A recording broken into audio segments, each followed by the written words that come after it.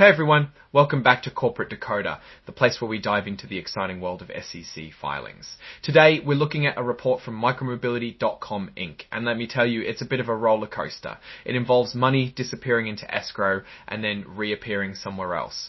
If that sounds like your kind of corporate adventure, stick around. Before we jump in, if you appreciate getting straight insights from corporate documents, make sure you're subscribed. We also have a Discord community linked in the description below, where you can discuss all things finance with like-minded investors. This is a Form 8K, also known as a current report. Companies file these to announce major events that could be important to investors. In this case, it seems to revolve around an agreement the company made with a company called YA2 Penn Limited, also known as Yorkville. The report mentions a standby equity purchase agreement, or CPA, with Yorkville. Under this agreement, micromobility.com could issue and sell up to $25 million worth of its stock to Yorkville. This means Yorkville promises to buy shares from micromobility.com if they need the money.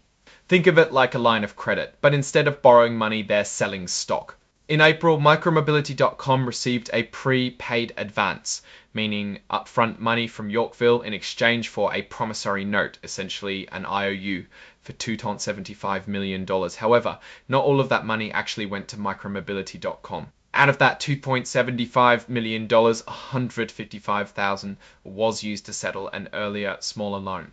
Another $250,000 went towards an implementation fee, just for setting up this promissory note. Then a large chunk, $1.55 million, was put into an escrow account to potentially settle an outstanding judgment, which is basically a court order to pay someone money. Finally, $845,000 was placed into another escrow account for the company's administrative expenses. Now here's where things get interesting. The report states that the $1.5 million held in escrow for the judgment settlement was supposed to be released to Yorkville if a resolution wasn't reached with the judgment holder by May 16, 2025.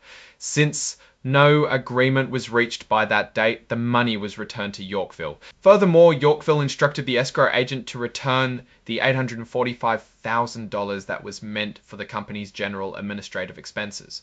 This means Yorkville took back the money intended to cover micromobility.com's expenses. So, to recap, micromobility.com got $275 million up front, but after fees settling a previous debt and money going into escrow, they didn't actually get to use most of it. And then the majority of the escrow funds were returned to Yorkville. This sounds like a financial reshuffling rather than a true influx of capital. This situation raises a few questions about micromobility.com's financial health. Why did they need this agreement in the first place? Why couldn't they reach a settlement with the judgment holder? And why is Yorkville calling back the money meant for administrative expenses? It looks like the company is struggling with its cash flow, hence the need to go to Yorkville and get funds. Since they were not able to settle the judgment, the money went back to Yorkville. Yorkville likely wanted to ensure that the company will use the $845,000 in the company escrow agreement appropriately. So rather than risk the company misusing this fund, Yorkville requested the funds back instant. Without the ability to dive into the financials, this is all we can say. Alright, that's our breakdown of micromobility.com's latest filing. What's your take on these events and what they signal for the company's future? Drop your thoughts in the comments. If this analysis was valuable, hitting that like button really helps, and subscribe for more deep dives. Don't forget to check out the Discord in the description. Thanks for watching. See you next time.